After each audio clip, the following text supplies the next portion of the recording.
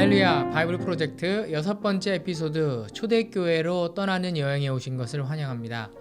11월 5일 요한계시록 개관을 맡게 된 김진호 목사입니다. 성도 여러분, 요한계시록 하면 제일 먼저 떠오르는 단어들이 무엇인가요? 예언, 재림, 또 묵시, 또 수많은 상징적인 숫자들, 또 14만 4천, 휴거, 또 이단 이런 것들일 겁니다. 우리 빈내리 성도들께서는 이번에 요한계시록을 한번 잘 읽어보시고요. 또 가이드를 맡으신 목회자들의 안내를 잘 받으시면서 또 계시록을 또 바르게 이해하셔서 더 영적으로 깊어지는 시간들이 되셨으면 좋겠습니다.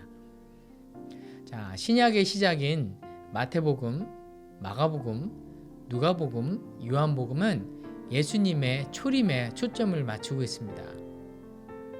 요한계시록은 신약의 마지막 책인데요. 요한계시록은 예수님의 재림에 초점을 맞추고 있습니다. 그래서 하나님의 구원의 역사를 마무리하는 책이기도 합니다. 요한계시록의 저자는 누구입니까? 사도 요한입니다. 요한계시록을 받는 사람들, 또 수신자들은 누구일까요? 소아시아, 그러니까 지금의 터키 지역에 있었던 7교회였습니다. 에베소 교회, 서모나 교회, 버가모 교회, 두아디라, 또 사뎃 교회, 빌라델피아, 라오디기아 교회들입니다. 요한은 머릿말에서 이 책의 종류를 분명히 밝히고 있습니다. 그는 이 책을 계시 또는 묵시라고 부릅니다. 이것은 헬라어로 그리스어로 아포칼립시스라고 부르는 유대 문학의 한 종류입니다. 대표적인 묵시 문학으로는요, 에스겔 또 다니엘서가 있죠. 자, 묵시는 예언자의 상징적인 꿈과 또 환상들을 서술해서 과거와 현재 사건들에 대한 하나님의 뜻이 무엇인지를 보여주는 것입니다.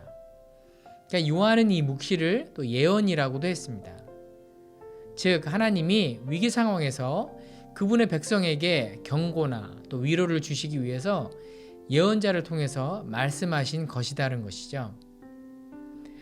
유대의 묵시 문학은 상징적인 이미지와 또 숫자를 사용한 문학이지 세상이 언제 종말할지를 말하는 그런 숫자들의 조합 같은 그런 암호가 아닙니다.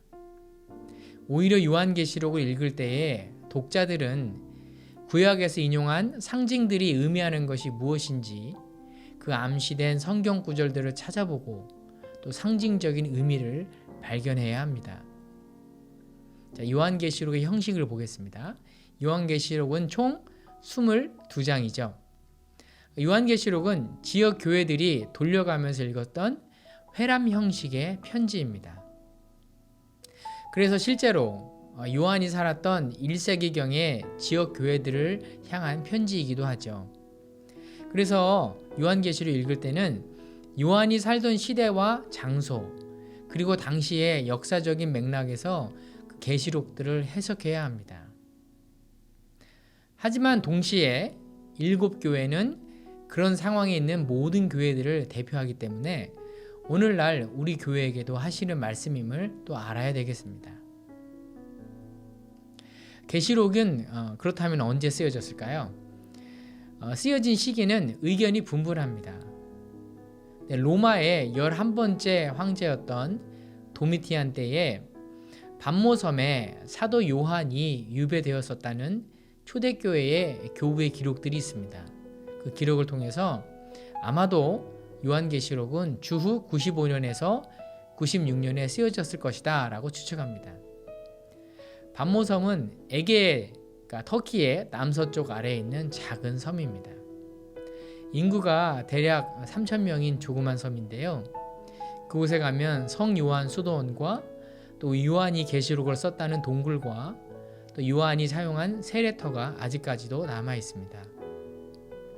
지금은 많은 사람들이 찾는 관광지가 되었습니다.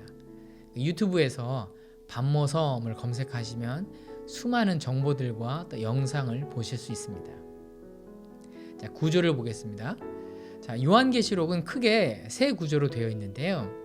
1장부터 3장은 사도 요한이 7교회에 보내는 그 편지로 구성이 되어 있습니다. 그리고 19장부터 22장은 마지막 때에 예수 그리스도 재림 후에 임하는 최후의 승리와 새 하늘과 새 땅을 기록하고 있습니다. 그리고 두 시대 사이에 7인, 7나팔, 7대접의 심판이 기록되어 있습니다. 자, 요한계시록의 특징을 보겠습니다. 자, 요한계시록의 특징은 상징적, 아주 묵시적 표현이 많이 나오는 것을 알 수 있습니다. 그러니까 숫자들도 상징적으로 풀이가 되는데요. 4는 땅의 숫자를 의미하고 7과 10은 온전한 수를 의미하고 12는 하나님의 백성의 수로 사용합니다. 그러니까 12,000은 11을 10의 세제곱한 수로 상징적인 의미를 담고 있는 것입니다. 현대를 사는 우리에게는 이런 숫자들이 익숙하지 않습니다. 그래서 해석을 할 때 참 어려움이 많이 있습니다. 특히 구약을 바탕으로 이야기하기 때문에 구약에 대한 이해가 부족하면 요한계시록을 해석하는데 더 어려움을 느끼게 됩니다. 요한계시록 읽으시면서 꼭 구약도 한번 찾아보시면서 읽으시면 더 깊은 의미들을 깨달을 수 있을 줄로 압니다. 그리고 요한계시록에는 수많은 이분법적인 복시록적 관점이 있습니다. 이게 무슨 말인가요? 이분법적으로 내용들이 나눠지는데요. 예를 들면 하나님께 속한 자, 용과 짐승에 속한 자, 또 땅에 거하는 자, 또 하늘에 거하는 자, 음녀 바벨론, 어린 양의 신부 새 예루살렘, 이렇게 구성이 되어 있다는 거죠. 또 요한계시록은 미래를 말하고 있지만 오히려 그런 미래를 염두에 두고 현재를 어떻게 살아가야 하는가를 가르쳐주는 매우 현재 중심적인 책이기도 합니다. 자, 마지막으로 요한계시록 전체의 메시지는 무엇일까요? 자, 계시록은 당시에 성도들이 당해야 했던 고난과 순교라는 역사적인 상황에서 예수님께서 죽음으로 악을 이기신 것을 강조합니다.